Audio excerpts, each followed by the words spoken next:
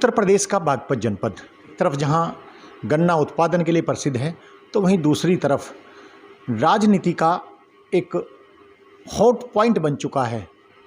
बदलते राजनीतिक परिवेश में बागपत प्रदेश की राजधानी में अपना एक महत्वपूर्ण स्थान बना चुका है। नमस्कार, मैं हूं आचार्य संदीपन। आप देख रहे हैं मिडनाइट एक्सप्रेस। स्थानीय निकाय के चुनाव नवंबर माह में ड्यू हैं। अब देखना ये होगा कि प्रदेश सरकार 2022 में इन चुनावों को कराती है या फिर वो इन्हें कुछ आगे ले जाती है। अपनी इसी चुनाव यात्रा के दौरान आज मिडनाइट एक्सप्रेस का जो तांगा है वो जनपद बागपत के बड़ौत शहर में रुक गया है। मेरे पास में बैठे हैं बड़ौत के बेहद ही मैं कहूँगा कि सामाजिक व्यक्ति हैं, जनसेवी हैं और काफ़ी लंबे अरसे से राजनीति में सक्रिय हैं, सुधीर मान साहब। मान साहब, सबसे पहले मैं आपका स्वागत करता हूं। नमस्कार। क्या तैयारी है नगर पालिका बड़ौत के चुनाव को लेकर के? ये तो जो है हमारे अधिकारी जो लोग हैं, पार्टी के लोग हैं, वही बता पाएंगे, लेकिन मैं पहले भी तैयार था और आज भी तैयार हूँ। अगर पार्टी कोई मेरे बारे में निर्णय करेगी तो मजबूती से चुनाव लड़ा जाएगा और इसकी क्षेत्र की जनता के लिए काम किया जाएगा। सुधीर भाई, भारतीय जनता पार्टी चूँकि आज देश ही नहीं विश्व की सबसे बड़ी पार्टी बन चुकी है, आपको बीजेपी में कई वर्ष का अनुभव है। क्या आपको लगता है कि इस बार नगर पालिका बड़ौत से भारतीय जनता पार्टी आपके नाम पर दांव खेलेगी? आपको टिकट कितनी उम्मीद है बड़ौत नगर पालिका के लिए भारतीय जनता पार्टी से मिलने की, चेयरमैनशिप के लिए? देखिए, भारतीय जनता पार्टी एक ऐसा संगठन है जो वो नीचे से वो अपने कार्यकर्ता को नीचे से उठा करके ऊपर कब ले आती है किसी को कोई पता नहीं होता। इसका ताज़ा उदाहरण हमारे देश के जो हमारे वर्तमान में राष्ट्रपति जी का चुनाव हुआ, चाहे वो हमारे देश में प्रधानमंत्री जी का चुनाव हुआ, वो एक चाय बेचने वाले प्रधानमंत्री जी थे, वो थे एक कार्यकर्ता और फर्श से लेकर के अर्श पे जो आए हैं। हाँ, और मैंने अपना 25 साल भारतीय जनता पार्टी को दिए हैं और आगे भी देता रहूँगा। और ये जो हमारे अधिकारी लोग हैं, जो हमारे वो फैसला उन लोगों को करना है। ये हमारा संविधान में, पार्टी के संविधान में हर किसी कार्यकर्ता को टिकट मांगने का अधिकार है और मैं भी मांग रहा हूँ और हमारे भाई भी मांग रहे हैं और सभी लोग मांगेंगे और अपने जितने प्रयास हैं सभी लोग करेंगे, मैं भी करूँगा।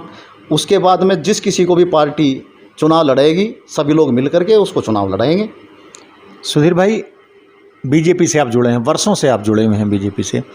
आपकी पार्टी के अनुषंगिक संगठन भी हैं, इसमें कोई दो राय की बात नहीं है कि चाहे वो एबीवीपी है, आरएसएस है, तमाम संगठन हैं, दूसरे किसान संगठन है आपका। वो बड़े डिवोशन के साथ में, बड़ी शिद्दत के साथ बीजेपी के लिए काम करते हैं, बीजेपी को सपोर्ट करते हैं। लेकिन कहीं ना कहीं अंतर विरोधों की बात भी आती है। जब एक टिकट की बात आती है, भले ही वो नगर पालिका का टिकट हो, भले ही वो विधानसभा के लिए टिकट हो, भले ही वो टिकट जो है वो लोकसभा के लिए हो, तो कहीं ना कहीं आपस में विरोध भी पैदा होता है। बड़ौत नगर पालिका से कई लोग दावेदार हैं टिकट के लिए। आप अपनी स्थिति कहाँ पाते हैं उन सब के बीच में? देखिए, पार्टी में मैं पहले भी बोला था आपको कि सबको अधिकार है टिकट मांगने का। मैं भी मांग रहा हूँ और लोग भी मांग रहे हैं और ये जब तक लास्ट मोमेंट तक हम लोग अपना प्रयास करेंगे। और मैं फिर बोल रहा हूँ कि जिस किसी को भी होगा, हम सब लोग उसका साथ देंगे। बड़ौत से आप जुड़े हैं लंबे अरसे से, बहुत लंबा अरसा हो गया बड़ौत से आपको जुड़े हुए।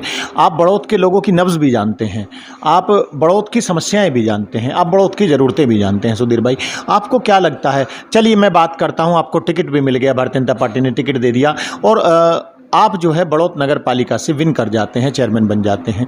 आपकी सबसे पहली प्राथमिकता बड़ौत नगर पालिका में चेयरमैनशिप आने के बाद में, चेयरमैन बनने के बाद में सबसे पहली प्राथमिकता सुधीर भाई क्या रहेगी?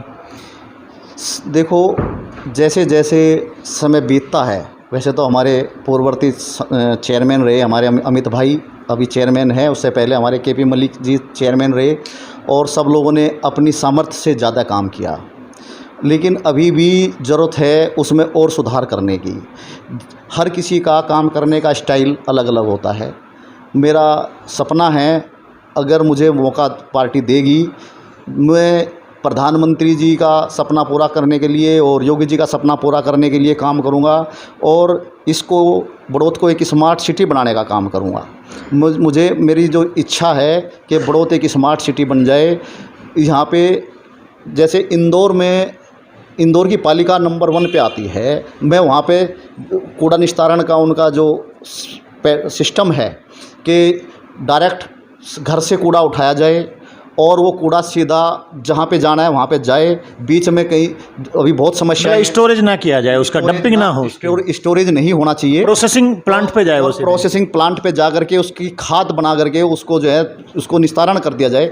एक तो कूड़े का निस्तारण बहुत ज़रूरी है, साफ़ सफाई बहुत ज़रूरी है, और जो मेन मुद्दा है, एक जो सबसे गंभीर मुद्दा है बड़ौत के लिए, वाटर लॉगिंग का मुद्दा बहुत गंभीर मुद्दा है। पानी भरता है और इसके लिए नालों की समय समय पर सफाई भी हो रही है, लेकिन उस स्तर से नहीं हो रही है जितनी स्तर से होनी चाहिए। उसमें अभी और काम करने की ज़रूरत है। अभी व्यापारी भाइयों के लिए सुरक्षा का मुद्दा भी बहुत अहम है। अगर हम सीसीटीवी कैमरे हमारे जो लगे हुए हैं वे काम नहीं कर रहे हैं, कोई काम क्यों नहीं कर रहे हैं ये देखने की बात है। और एक पुलिस प्रशासन की तरफ से भी और नगर पालिका मिल करके कोई ऐसी रणनीति तैयार करे कि जो है जो आपके जो गुंडा एलिमेंट है उनको रोकने का काम किया जाए। और तीसरी बात कि सबसे जो अहम मुद्दा है वो आपका जाम का मुद्दा है। बाहर से बहुत तमाम वाहन आते हैं, तमाम वाहन आते हैं, और बाईपास बड़ौत का बाईपास ना होने के कारण वो मेन मुख्य बाज़ारों से होकर जो वाहन निकलते हैं उसमें बहुत जाम की स्थिति रहती है। उसके जाम की स्थिति को हमें ख़त्म करना पड़ेगा, इसके बारे में हमें सोचना पड़ेगा। यानी बाईपास भी आपके प्लान में रहेगा कि बड़ौत से एक बाईपास निकाल दिया जाए? बिल्कुल बिल्कुल।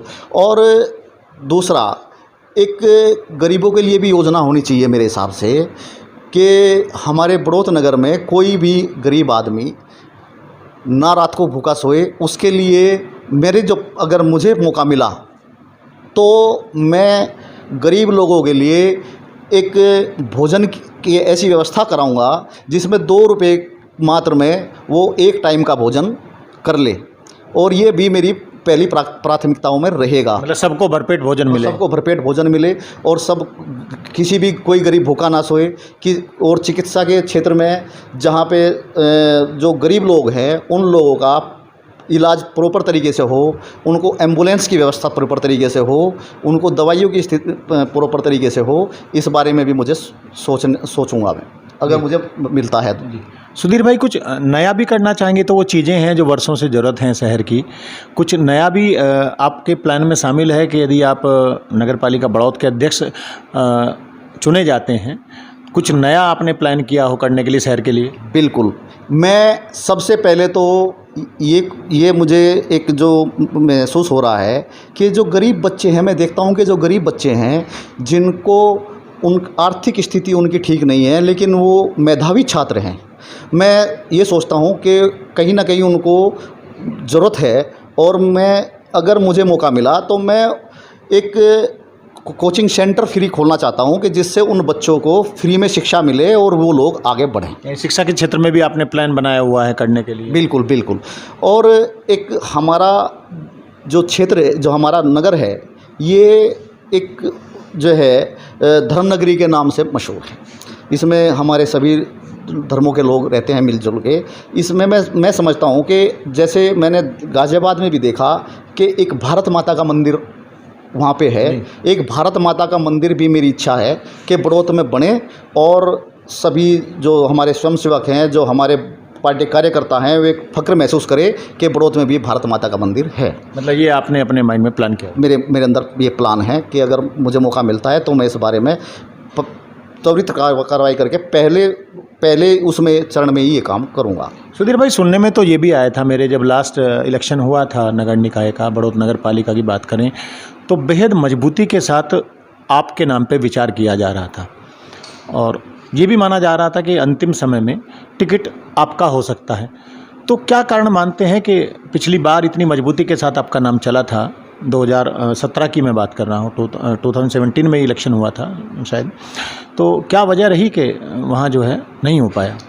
देखिए, ये मैंने आपको पहले भी कहा कि हमारे शीर्ष नेतृत्व के हाथ की बात है। और हो सकता है मेरे अंदर कोई उन्होंने ऐसी कमी देखी होगी और अमित भाई में कोई ऐसी अच्छाई देखी होगी कि वो मेरे से बेहतर काम कर सकते हैं, इसलिए पार्टी ने उन पर विश्वास जताया और हम लोगों ने मिलकर उनको चुनाव लड़ाया और चुनाव जीते। यानी कि इस बार फाइनल मन बना चुके हैं कि पूरी रेस में है, पूरी तेज़ी से दौड़ रहे हैं। देखो, जो भी काम करना चाहिए सच्चे मन और लगन से करना चाहिए, मेरी यही सोचना है। अगर मैं टिकट मांग रहा हूँ तो पूरे मन से, पूरी सच्चाई से और पूरी ईमानदारी से टिकट मांग रहा हूँ। मेरा यह सोचना है कि सही लोगों को, सच्चे लोगों को राजनीति में आना चाहिए। कुछ लोग मुझे बोलते हैं कि जी ये तो जो है आपके लिए नहीं बनी राजनीति, आप तो थोड़े सीधे रह गए इसलिए आप पीछे रह जाते हो, लेकिन मैं इस बात को नहीं मानता। हमारे मोदी जी, हमारे योगी जी, हमारे प्रदेश अध्यक्ष स्वतंत्र देव जी, हमारे जो शीर्ष नेतृत्व है वो नीचे से उठा के लाते हैं और वो देखते हैं। वो उनकी नज़रों में अभी हो सकता है कि मेरे ये दुर्भाग्य है कि उनकी नज़र मेरे ऊपर नहीं पड़ी, लेकिन जिस दिन पड़ेगी मैं अपने आप को साबित कर दूंगा। और मैं ऐसा करना चाहता हूं कि बड़ौत के लोग मुझे, मेरे बाद अगर मुझे मौका मिला तो मैं ये वादा करता हूं बड़ौत की जनता से कि 100 साल के बाद भी आप मुझे याद रखोगे। मैं बड़ौत के लिए वो काम करने के लिए आया हूं, बड़ौत को गाज़ियाबाद, नोएडा बनाने के लिए आया हूं। अगर मुझे वक्त मिला, मुझे समय पार्टी ने मौका दिया तो मैं बड़ौत के लिए बहुत कुछ करने के लिए आया हूँ। तो आपने देखा, ये थे हमारे साथ सुधीर मान, स्थापित नेता हैं, बहुत लंबे अरसे से राजनीति में हैं, भारतीय जनता पार्टी के साथ जुड़े हैं। इनका कहना है कि अगर इस बार इन्हें मौका मिलता है तो बड़ौत को ये नोएडा बनाने के लिए आए हैं, बड़ौत को ये दिल्ली बनाने के लिए आए हैं, बड़ौत को ये इंदौर बनाने के लिए आए हैं। मैं आचार्य संदीपन, मिडनाइट एक्सप्रेस के लिए, बड़ौत, बागपत, उत्तर प्रदेश।